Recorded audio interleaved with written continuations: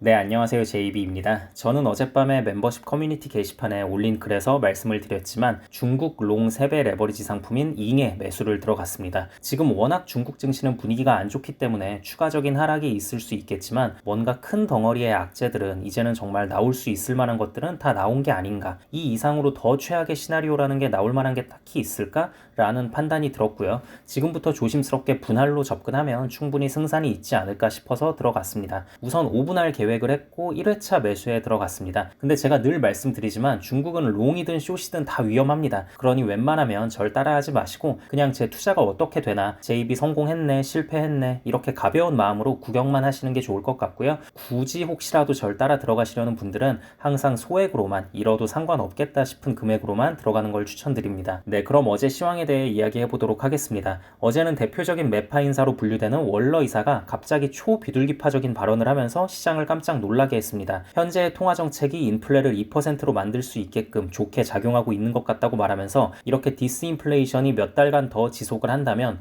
오히려 금리 인하를 시작할 수도 있다고 발언을 해버린 겁니다. 금리 인하라는 단어를 직접적으로 언급한 최초의 연준 이사인 것 같은데요. 금리 인하라는 단어가 심지어 강경 매파였던 크리스토퍼 월러 입에서 나오는 바람에 시장이 굉장히 충격을 받았습니다. 거기에 또 이번 연설문 제목이 뭔가를 암시하는 듯해서 사람들도 이 부분에 대한 저마다의 해석을 내놓고 있는데요. 지난달만 해도 뭔가는 포기해야 할 때라는 제목의 연설을 했었습니다. 그러니까 이때만 해도 미국의 3분기 GDP 성장률이 너무 높게 나온 모습을 보고 이러면 물가가 쉽게 잡히지 않을 테니까 경기를 더 악화시키는 한이 있더라도 통화정책을 더 매파적으로 진행해야 한다라는 취지에서 저렇게 연설문 제목을 내놓았던 건데요. 근데 이번 연설문의 제목은 뭔가 변화가 보인다, 혹은 다르게 의역하자면 뭔가 풀려가는 것 같다 라는 제목을 내놓았거든요. 그래서 약간 좀 쎄하기도 합니다. 여기서 월러가 보고 있는 그 뭔가라는 게 뭐냐, 그 썸띵이 뭐길래 갑자기 저렇게 한 달 만에 입장을 확 바꿨냐, 이게 진짜 그냥 경제에 타격 없이 인플레가 무난히 잘 잡히는 걸 표현한 건지, 아니면 진짜 어디에 뭔가 문제가 생겨서 터질 것을 예상하고 있기 때문에 저런 식으로 표현을 한 건지 시간이 좀 지나면 알 수 있을 것 같고요. 네, 아무튼 이런 월러의 충격 발언 이후 국채 금리는 뚝 떨어졌습니다. 그리고 어제 나온 주요 경제 지표로는 컨퍼런스 보드의 11월 소비자 신뢰지수가 나왔는데요. 그동안 계속 하락 추세를 보이다가 이게 이번에 4개월 만에 처음으로 10월보다 높은 수치가 나왔습니다. 그리고 소비자들의 1년 기대 인플레 수치도 5.9에서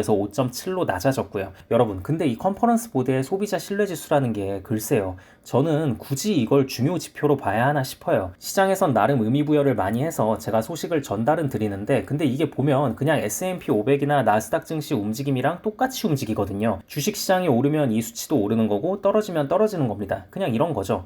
내 주식 올랐네? 기분 좋네? 신뢰지수 올라가고. 그 반대 상황이면 내 주식 떨어졌네? 아, 뭐야, 이거 왜 이래? 미국 왜 이래? 세상이 왜 이래? 기분 나빠. 신뢰지수 떨어지고. 그냥 이겁니다. 그래서 별 의미 없는 후행지표라고 생각을 하고요. 네, 아무튼 그리고 이런 와중에 새벽 3시에 7년물 국채 입찰이 있었습니다. 그리고 결과는 망했습니다. 응찰률도 안 좋았고 해외 투자자들 수요도 안 좋아서 그냥 망했고요. 그래서 이제 이때 채권금리가 다시 팍 튀어오릅니다. 채권금리가 튀어오르니 상승하던 나스닥 증시도 보합권으로 확 떨어졌습니다. 근데 시간이 좀 지날수록 채권금리는 다시 또 하락을 했어요. 이건 왜 그러냐면요. 일단 월러 이사의 금리 인하 발언이 그냥 넘겨버리기에는 너무 강력했고요. 그리고 7년물 입찰이었잖아요. 통상적으로 7년물 자체가 별로 그렇게 인기가 있진 않습니다. 뭔가 포지션이 좀 애매하잖아요. 단기물도 아니고 그렇다고 완전 장기물로 보기도 힘들고 벤치마크로 쓰이지도 않고. 그래서 아무튼 원래 좀 인기가 없습니다. 그리고 또 휘발유 가격이 계속 내려가면서 이젠 다음 달 CPI 추정치가 헤드라인 기준으로는 마이너스 0.1%가 떴거든요. 그래서 이 부분 역시 영향을 끼치며 국채 금리는 좋게 하락한 선에서 마무리할 수 있었습니다. 근데 어제 장의 움직임을 보면 금리가 강하게 떨어지는 와중에도 증시는 별로 오르지 못했거든요. 월러 이사의 금리 인하 발언이 나왔을 때도 평소 같았으면 막 나스닥 증시가 2% 가까이 오르고 그런 폭발력을 보였을 것 같은데 어젠 뭐 그냥 잔잔하게 오르는 정도에 그쳤어요. 그래서 이런 걸 보면